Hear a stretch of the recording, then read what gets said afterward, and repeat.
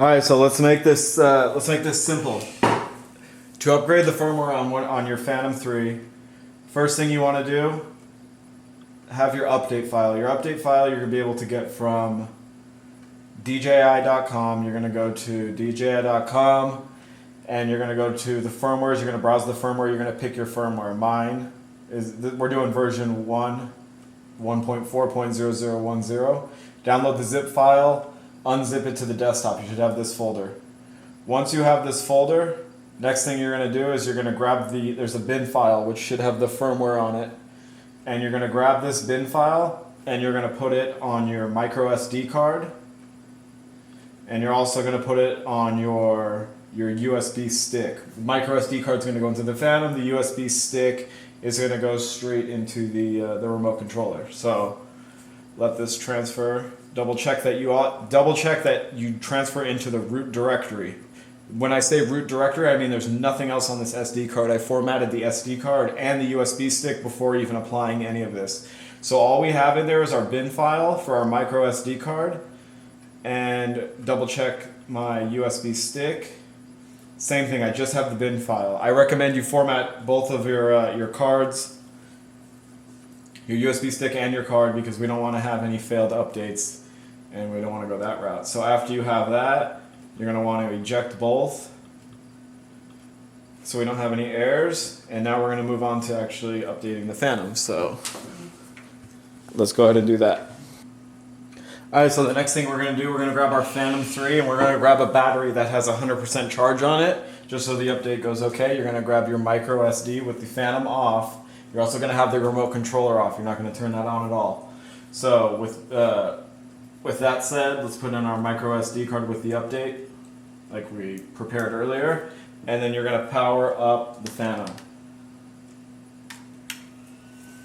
And then what you want to look for is the light in the front over here, the camera light. And when this stops blinking, that means our update's going to be done. And as you see, it's starting to flash some yellow lights on the back, meaning it's processing the update. And as you see, the LED status is indicated that it's updating now, and you'll hear a noise from the quadcopter. So let's let that update, and we'll come back when it's finished. Okay, so now that we have a solid green light, we're going to go ahead and power down the Phantom. And then after that, you're going to remove the card, and we're going to check the log file to make sure that we installed correctly.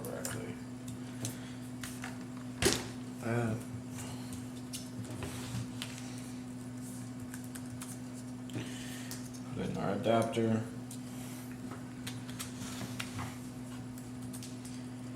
And let me just check this micro SD. Result. Success. So we're good. So as long as that's good, that's it, we're done. Alright, so just to verify that everything's working correctly, what you're going to do is go ahead and start up your controller, and you're going to go ahead and open up the DJI Go app. And after that's opened up, go ahead and power on your quadcopter without the USB inside. You do not want the micro SD, you don't want the micro SD card inside with the bin file. Remove, or actually just format the SD card. So we're going to let it connect, aircraft connected, enter camera view, and we're going to check the overall status. The home point has been updated. Please check it on the map. Go ahead and click this, overall status. So now that nothing pops up, we're perfectly fine. If it did need an update, it would say camera needs an update, battery needs an update, or controller needs an update. Now when you update the controller with the new app, you actually don't even need to use the USB drive. You can just go ahead and plug it into your iPad or whatever device you're using, and the update actually happens through here. Now I did not need an update with this version, which is 1.04. So on the next update, if the controller does need an update, I'm going to go ahead and do another video on how to do that, and that should be even more seamless. It's just a couple click update, downloads to the iPad, and then it's going to flash straight into the controller, which is much easier than doing the USB drive and going back and forth. So that's it. Everything's updated. We're ready to go, and we have all our new features on here.